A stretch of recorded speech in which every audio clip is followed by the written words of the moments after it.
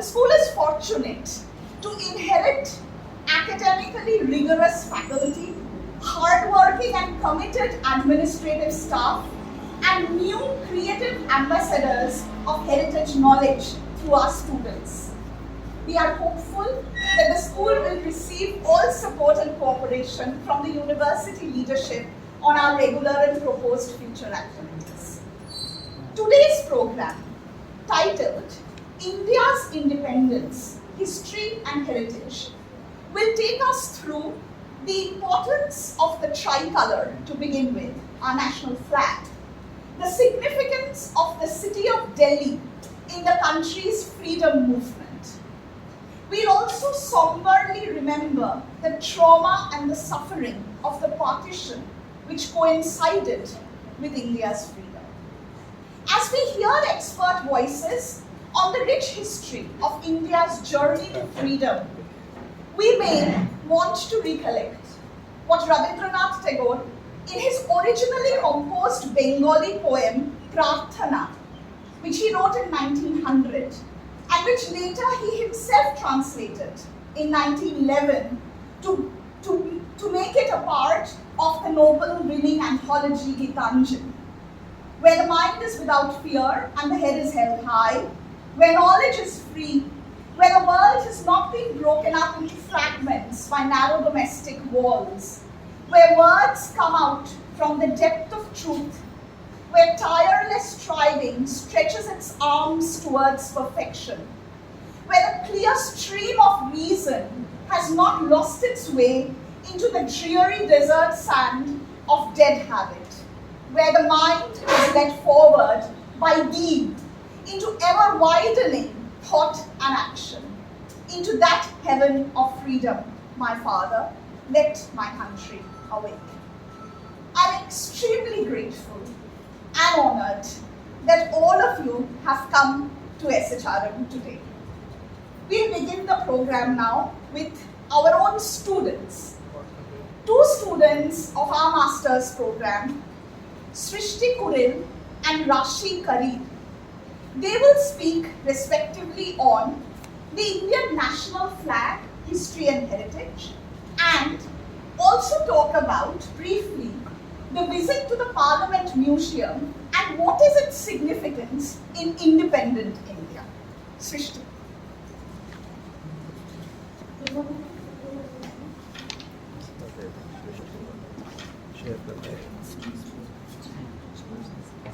Good morning, everyone. Today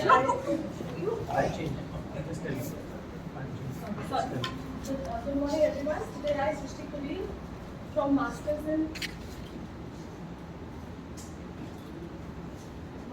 Conservation, Preservation and Heritage Management, will be speaking on history and heritage of the Indian national flag.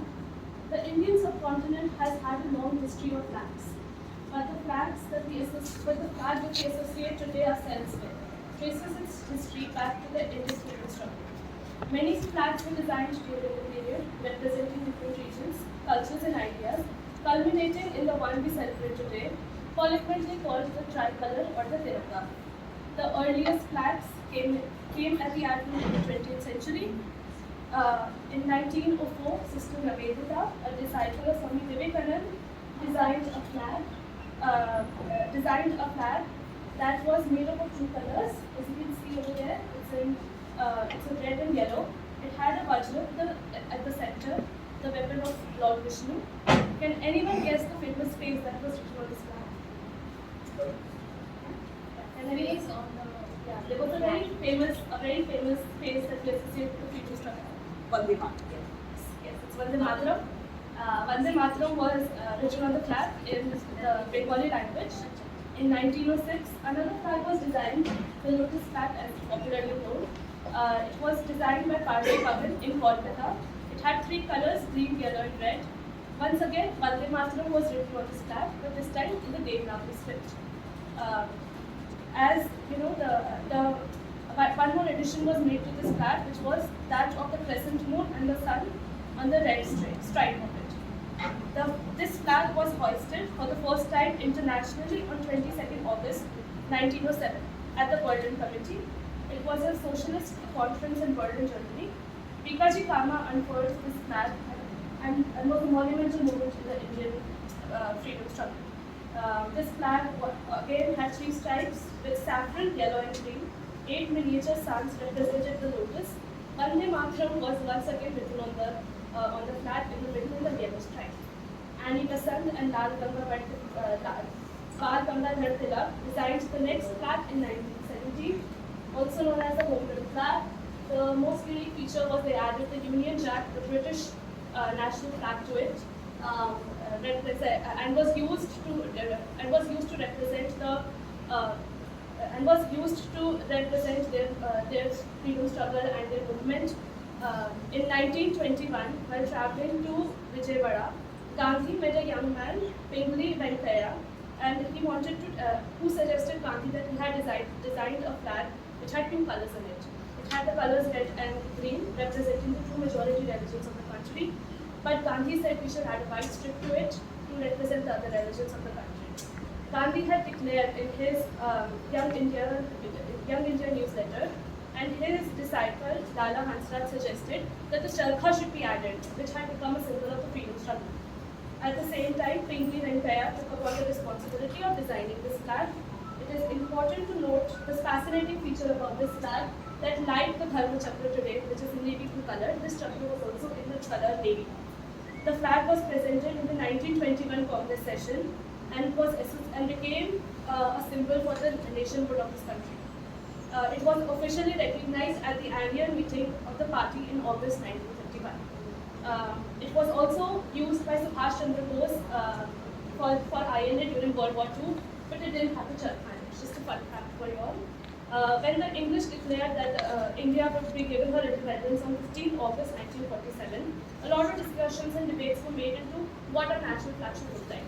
An impromptu flag committee was created. Dr. Rajendra Prasad chaired this committee, and it had other prominent members like Dr. B.R. Ambedkar, Sarojini Naidu, and Maulana Abdul Kalam Azad. They decided on 14th July 1947, precisely a month before the independence, that the Indian National Congress's flag would be made into the national flag, though a few tweaks will be made to it so that it can be differentiated from the party flag. It was also crucial for them that the symbol that they chose for the flag should represent the culture or the Sanskriti of our society. Thus, the Ashokan Dharma Chakra, also popularly known as the Wheel of Law, was chosen because of the ideas of Pragati and Nyaya of it. On 22nd July 1947, just days before the independence, the Constituent Assembly adopted this flag. And like how the flag has evolved, the meaning of this flag evolved too. Saffron became the symbol for strength, courage of the country. White became the symbol of peace and truth. Green became the symbol of fertility, growth, and auspiciousness. At the stroke of midnight hour, when the world slept, India woke up to its freedom. The national flag was presented at the midnight session of the Assembly on 14th and 15th August 1947 by Ms. Hansa Mehta on behalf of the women of India. She carried a list of 74 women with her. Sucheta Kriplani, Zoya Ansari, and Iravati Karve were some of the women who were on the list on whose behalf the flag was presented. And I would just like to end this by saying that this is how the national flag of our country evolved into its present being, the one we look at today now. Thank you.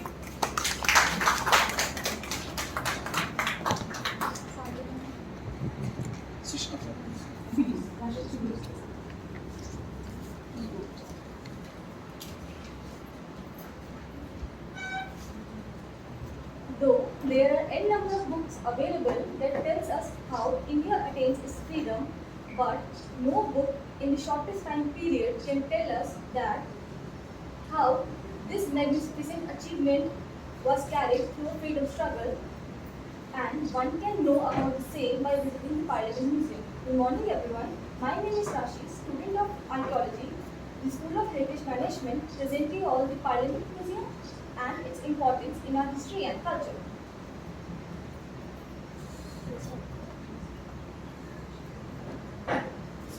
Parliament Museum was designed by one of our eminent museologists, Mr. Saroj Ghosh, and it was inaugurated by our former President APJ Abdul Kalam on 14th August 2006. This museum is a storytelling museum and it tells us the rich democratic history of India.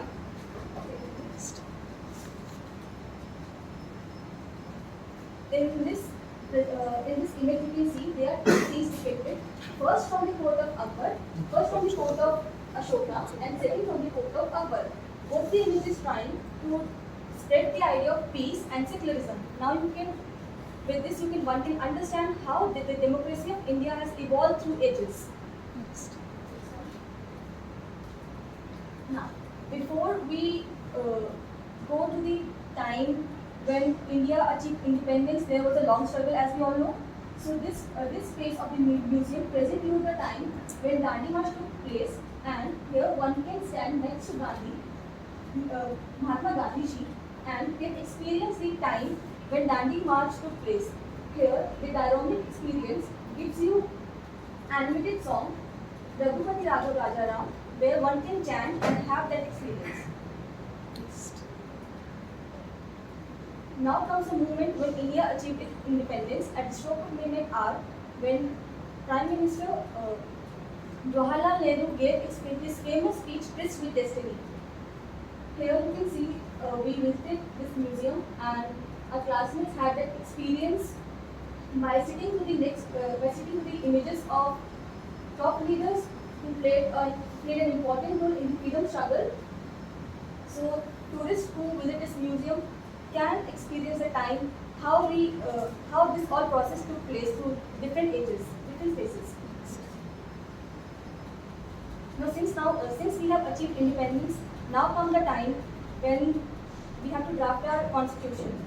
The space in the museum offers you the dioramic images of Dr. B.R. Ambedkar and the drafting committee, and depicts the time when the deliberations and discussions took place and we drafted our constitution.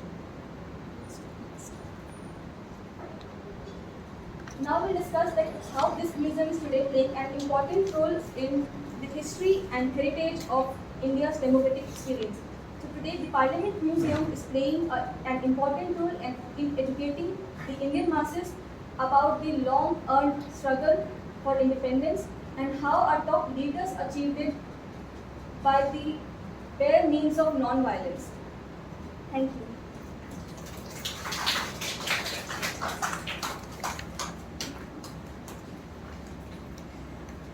Thank you very much. We move on with the address from the registrar of our university. Please, we are very pleased to welcome Dr. Nikhil Malik sir.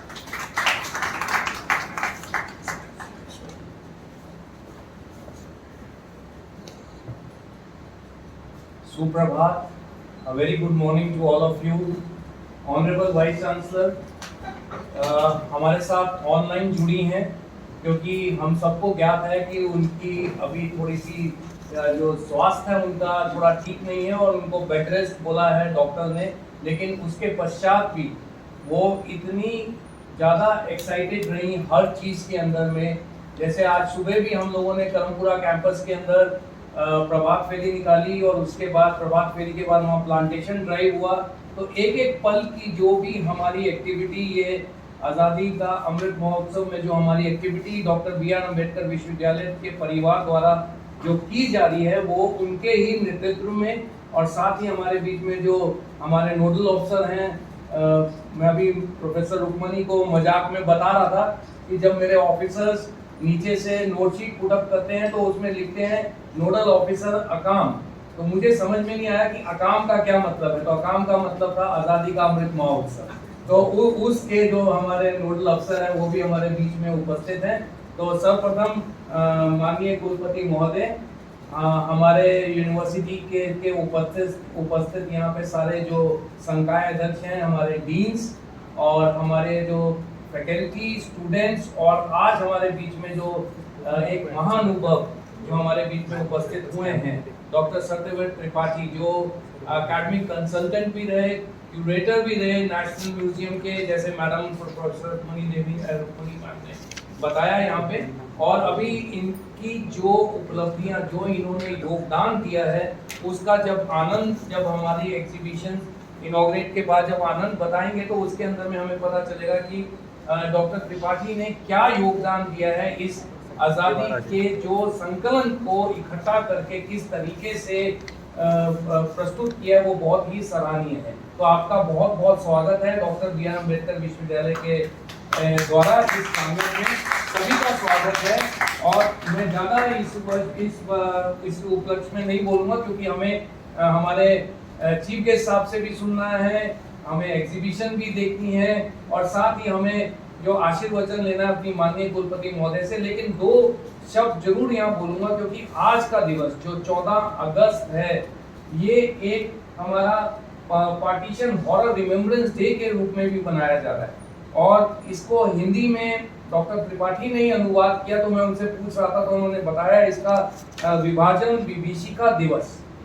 और ये बहुत ही महत्वपूर्ण है, बहुत महत्वपूर्ण है। इसको भी समझने के लिए मैंने वो नहीं सहा है क्योंकि मैं जब पैदा हुआ तो मैं आज़ाद हिंदुस्तान में ही पैदा हुआ, लेकिन मैंने अपने परिवार में जब से आँख खोली और जब से मैं समझ सका मेरे परिवार में, क्योंकि मेरी जो फैमिली है, जो मेरी माता हैं वो भी और जो मेरे पिता की जो है वो दोनों के दोनों इस विभाजन के अंतर्गत पाकिस्तान जो अब देश हो गया है, वहाँ उस एरिया से जो पंजाब बोला जाता था, डेरा इस्माइल खान, वहाँ से हम लोगों की फैमिली मूव करी और जो मेरी मदर है वो लाहौर से मूव करी यहाँ पे।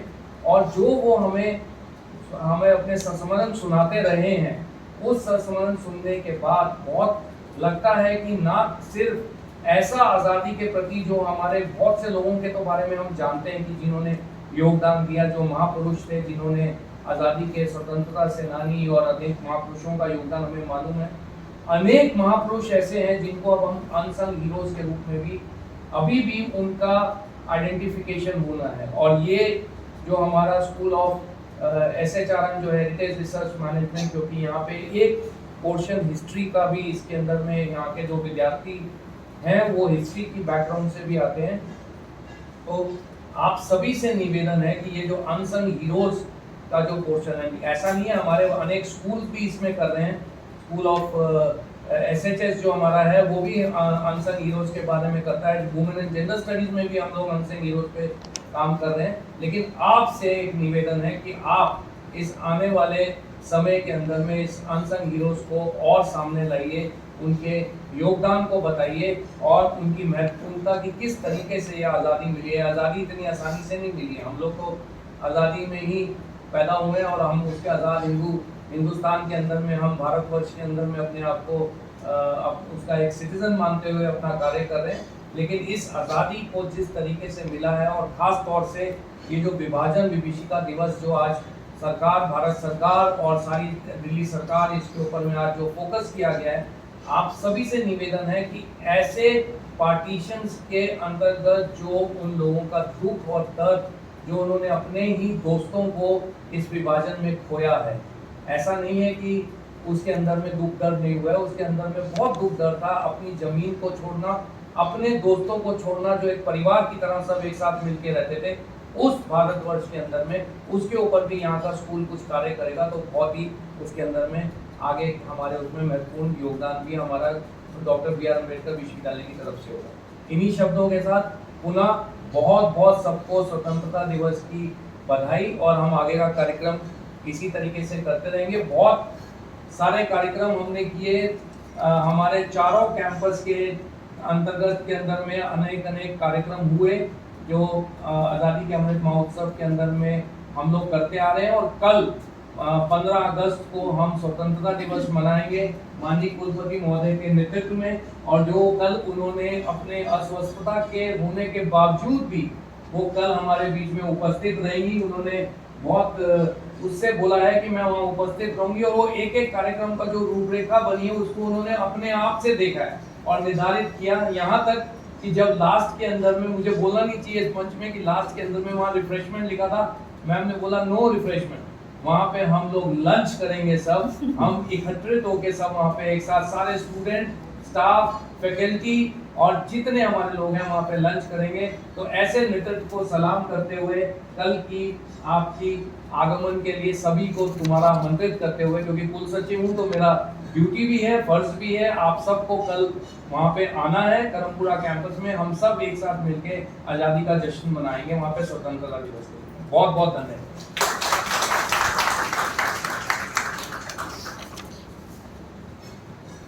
Thank you very much, sir, for your kind words and also giving us a direction in the school on future projects that the school can do. Definitely, we will work upon creating a project and research as well as other creative forms in which we can remember the horrors of the partition. We would like to move on and call upon Dr. Anand Vardhan, who is faculty at School of Heritage Research and Management, and is someone who is actually working on what Dr. Malik just mentioned on Unsung Heroes of India. We hopefully will be reading his book very soon. Students of future generations will learn from it. And also is someone who is behind the museum, the exhibition that will be inaugurated tomorrow at Karampura campus. Today we have requested him to speak on the freedom movement and its history specifically in the context of Delhi. Over to you, Anand.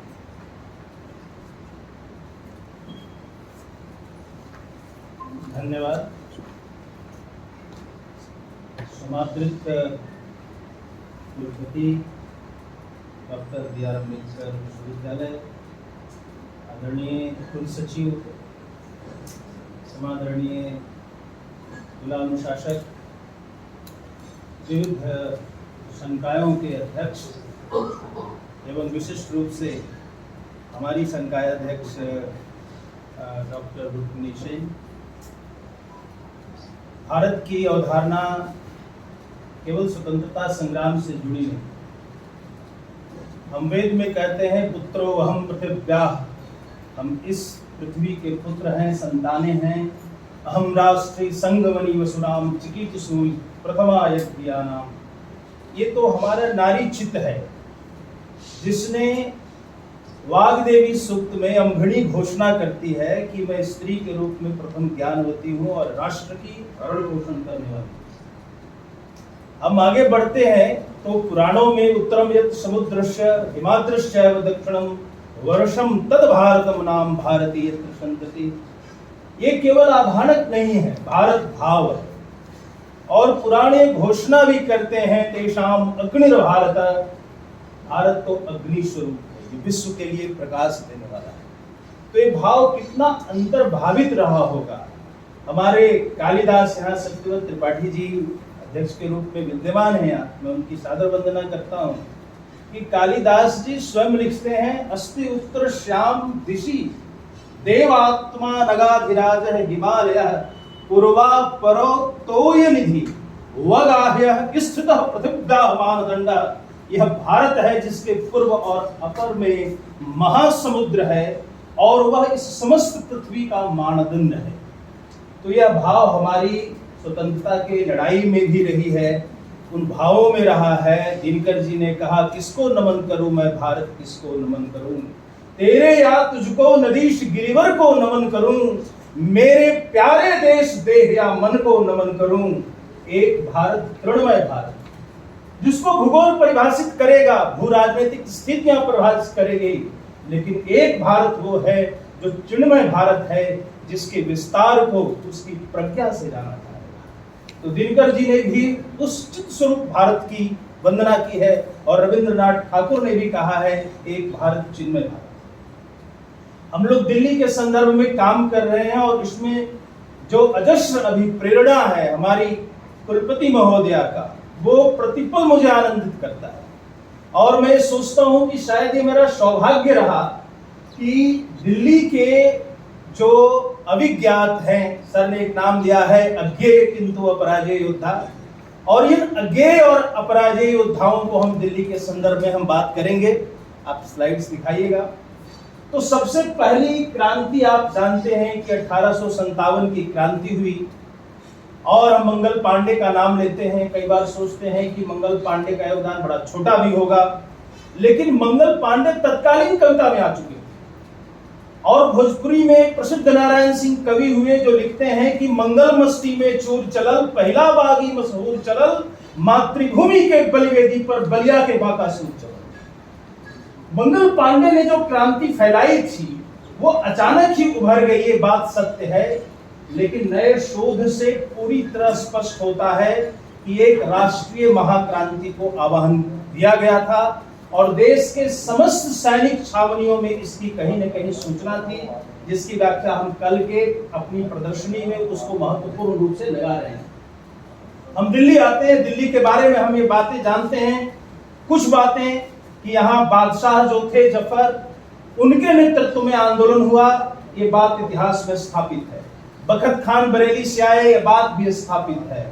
तो बहुत सारी बातें हैं जो हम इतिहास में पढ़ते रहते हैं, लेकिन जब हम लोगों ने इसको गंभीरता से सोचना शुरू किया कि अंग्रेजों के दस्तावेज में वो कौन नाम है, तो वो नाम आश्चर्यचकित करने वाले हैं। और दिल्ली में जो नाम गुंजायमान थे वो नीमच की बटालियन के लोगों का, मैं चूंकि इसको संक्षेप में कहने वाला हूं, वहां से सिधारा सिंह एक बहुत महत्वपूर्ण नाम है, कल भी हम इस पर बात करेंगे। बाबू हीरा सिंह, ये बहुत ही महत्वपूर्ण नाम है। बिशन सिंह राजपूत, ये बहुत ही महत्वपूर्ण नाम है। भगीरथ मिश्र, ये दिल्ली के लिए एक अतुल्य नाम है।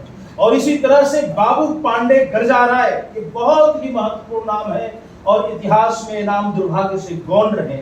मैं छोटा सा रूपक आपको प्रस्तुत करता हूं कि जब नीमच से सेना चली तो भगीरथ मिश्र हमारे कुल सचिव की तरह लंबे थे और गोरे थे, तो उनको गर्जा राय 57 बटालियन को लीड कर रहे थे। उन्होंने कहा कि पंडित जी महोदय, आप इस ब्रिटिश कर्नल को मारो और इसकी वर्दी पहनो और आगे ऐसे चलो दिल्ली तक कि यह लगे कि ब्रिटिश मिलिट्री कमांडर हमको लीड कर रहा है। और इस भूमिका में भगीरथ मिश्र को लाया गया और उनके बाद दूसरी जो बटालियन रिवोल्ट की, हीरा सिंह के, बिशन सिंह राजपूत के नेतृत्व में, गणेश कुंभी के नेतृत्व में, ये सारी बटालियन दिल्ली मूव करके आती है। और दिल्ली में एक जो मेरठ की आपने कहानी पढ़ी है कि मेरठ की सेना आती है, तो मेरठ की सेना को राजा यानी कि जफर संरक्षण जरूर देते हैं, लेकिन वो डिफेंस करती हुई नजर आती है। जब नीमच बटालियन यहाँ पहुंच जाती है तो ऐसा लगता है कि दिल्ली में ये युद्ध जीत कर रहेंगे। और दिल्ली में एक नहीं, मैं कुछ स्थानों का नाम लूंगा, जैसे बादली की सराय है दिल्ली में प्रवेश करते समय, यहाँ एक बहुत ही भीषण युद्ध हुआ है। दूसरा जो नजफगढ़ नाला है, यहाँ तो 3 दिन तक बारिश हो रही थी और उस मोर्चे पर सुधारी सिंह, जिनका दिल्ली के लोक वातावरण में नाम सुधारा सुधारा आपको मिलेगा, भागीरथ मिश्र का नाम भगीरथ मिलेगा, अंग्रेज लोग गजराज राय को गर्जा राय लिखे हैं या गुज्जा राय मिलता है, लेकिन ये लोगों ने बड़ी बहादुरी से नजफगढ़ के मोर्चे पर निकला था। और निकोलसन कॉलम को तो दिल्ली में प्रवेश करने के पहले इन्होंने बिखेर दिया था। हम लोगों ने हेरिटेज वॉक का प्रोग्राम रखा है जिस दिल्ली रिज में, उसमें एक एक बिंदु, एक एक जो रेणुकण है, धूल कण है, वो सुवासित है इनकी कुर्बानियों से। और जो फ्लैग स्टाफ टावर से लेकर म्यूटिनी मेमोरियल तक है, इसके बीच में प्रत्येक दिन के रिकॉर्ड है कि किस तरीके से वहां पर युद्ध हो रहे थे।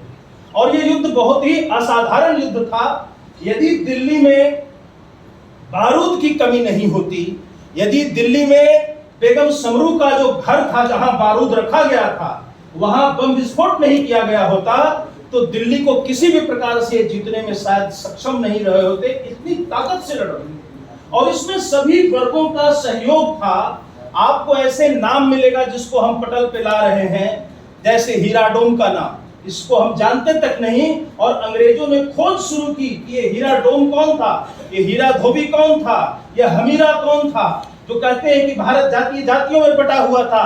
आपको 1857 की दिल्ली की कहानी बताएगी कि कैसी दृढ़ एकजुटता इस समाज में थी कि छांगराम जैसा व्यक्ति जो चरवाहा थे, मैंने उनका भी नाम इंक्लूड किया है। अंग्रेजों ने खोज की कि ये कौन छंगाराम था जो जाकर देशी विद्रोहियों सेनानियों को सूचनाएं नित्य दिया करता था। और ये छोटे बड़े लोग, दिल्ली में एक स्थान है जिसको हम भूल गए हैं और वहां भी जाएंगे, हमारे विश्वविद्यालय के पीछे आगे पूरी तरह से युद्ध हुआ है। हमारे जो जीपीओ है उसके ठीक सामने बैटरी है, वहां पर प्रवेश के लिए युद्ध हुआ है। हमारे पास में कोलकाता गेट है, वहां से प्रवेश की है आर्मी जो सबसे पहले आई है। और वही जो मुसम्मन बुर्ज था वहीं से बादशाह देख रहे थे और वो कहे दमदमे में दम नहीं अब खैर मानो जान की, ऐ जफर ठंडी हुई शमशीर हिंदुस्तान की। तब सिपाहियों ने भी गर्जना की और सिपाहियों ने कहा कि बागियों में पू रहेगी जब तलक ईमान की, तक लंदन तक चलेगी तेग हिंदुस्तान की। तो ये इससे आप उस आवेग को समझ सकते हैं। और लाल किले से डगलस जो रेजिडेंट था वो हाथ जोड़कर कहता है, अरे बाबा ओ पुरबिया बाबा, इसको रोको, हम सब देगा, पेंशन देगा, भत्ता देगा, सैलरी देगा, बढ़ाएगा। लेकिन वो कहते हैं कि अब तो उन्माद है, लड़ना है और जीतना है। और जब हम समाज की सभी वर्गों की बात करते हैं तो उसमें हमने डॉक्यूमेंट की है पूरी हिस्ट्री, और उनके यहाँ से एक दुर्लभ चित्र मिला है जो पुस्तक में भी छाप रहे हैं और हमारे एग्जीबिशन में भी लगा है कि दिल्ली में 1857 में जो फांसी हुई उस पर एकमात्र उपलब्ध चित्र को हम लोगों ने प्राप्त किया है। और यह चित्र जो है वो एक विशिष्ट घटना का है जब दिल्ली के सुप्रसिद्ध सेठ, जिनको की लाल किला ही गिरवी रख दी थी बहादुर शाह जफर ने, उनका नाम था रामजी दास गुड़वाला। और रामजी दास गुड़वाला की एक हवेली और सराय थी, वो भी अपने विश्वविद्यालय के बहुत पास में है, कोडिया के पुल के पास है। और वहां से चने, गुड़ और पानी जो था वो सिपाहियों तक पहुंचता था। क्योंकि गुड़वाला से गुड़ बांट के प्रसिद्ध हुए थे, उनके नाम में ही रामजी दास गुड़वाला जुड़ गया था। हम लोगों ने इस परिवार की भी खोज की है और इस परिवार के लोग जो हम सम्मानित करेंगे तो उसमें आएंगे। दिल्ली में दूसरा जो महत्वपूर्ण आंदोलन हुआ जिसकी एक व्यापक रूपरेखा इतिहासकारों ने नहीं खींची, वह था कि लॉर्ड हार्डिंग के ऊपर 1912 में बम फेंका गया। कारण क्या था कि ब्रिटेन को और दुनिया को वो संदेश देना चाहते थे कि भारत ने अंग्रेजों की दासता को पूर्णता में स्वीकार कर लिया है। रास बिहारी बोस उस समय रुड़की में थे, कलकत्ता की जगह, और उन्होंने एक विद्यार्थी को बुलाया था जिसका नाम बसंत कुमार विश्वास था। बसंत कुमार विश्वास ने उनका नौकर बनना स्वीकार किया। दिल्ली में आए तो दिल्ली में एक स्कूल था, उस स्कूल को बाबू अमीर चंद चलाते थे और वहां अवध बिहारी नाम के उनके एक शिष्य थे।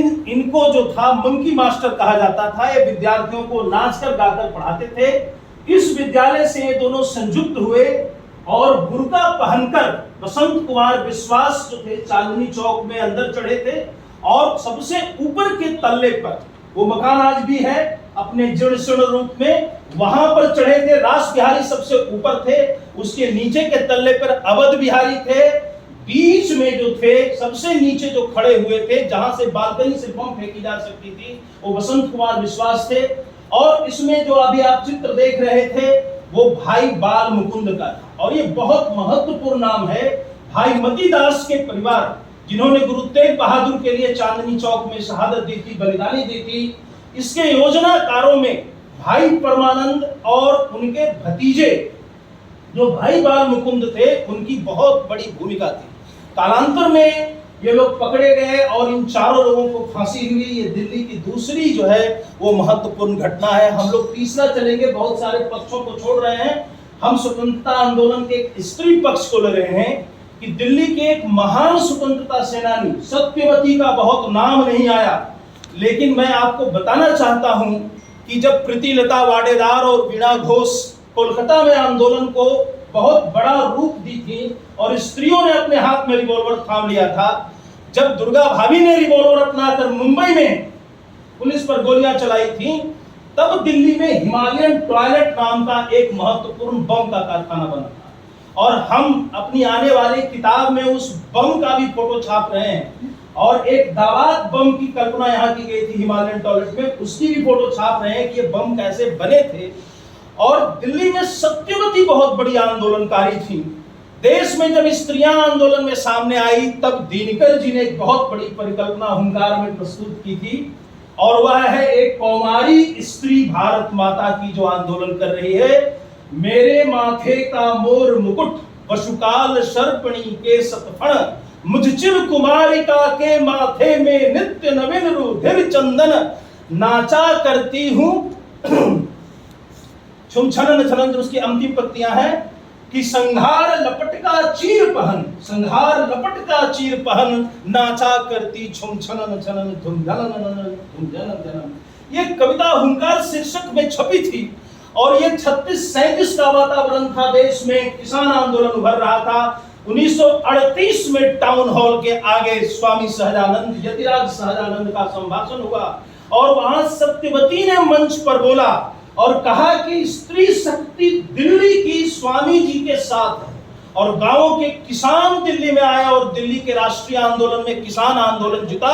और दिनकर जी ने तब भी एक कविता लिखी कि पायल की पहली झलक सृष्टि में कोलाहल मच जाता है, मेरे पढ़ते जिस ओर चरण भूगोल उधर जम जाता है।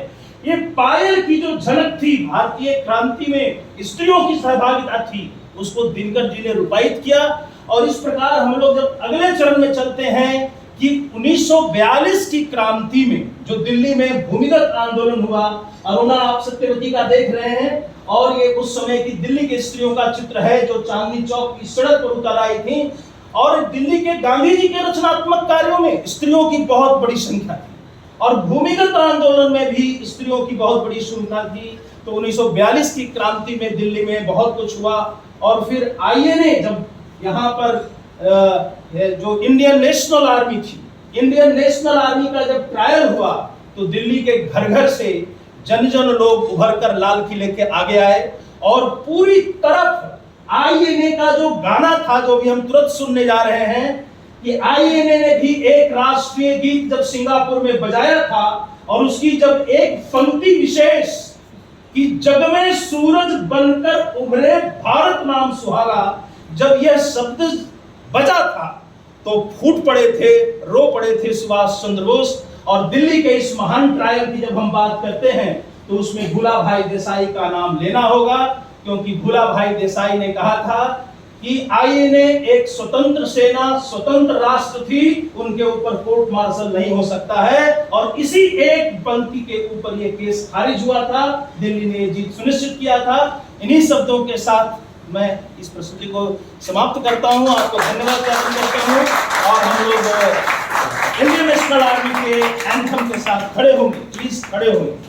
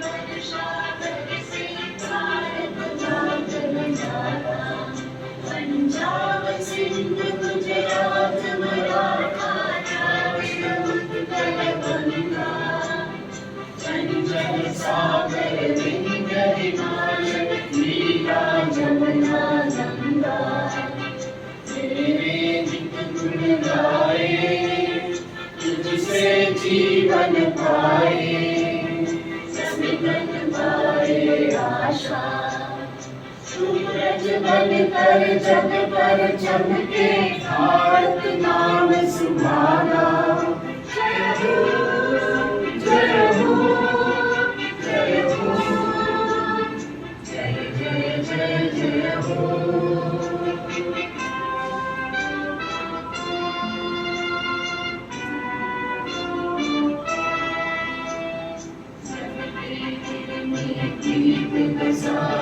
तेरी मीठी वाणी सूबे के रहने वाले हम के पानी, सबके कविता में सब गोद में तेरी आके टूटे प्रेम की माला।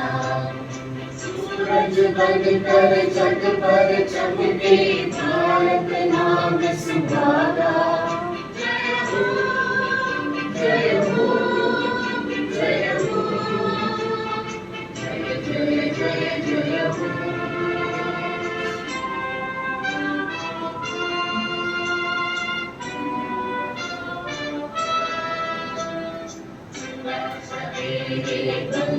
लगे, तेरे ही गुण गाए।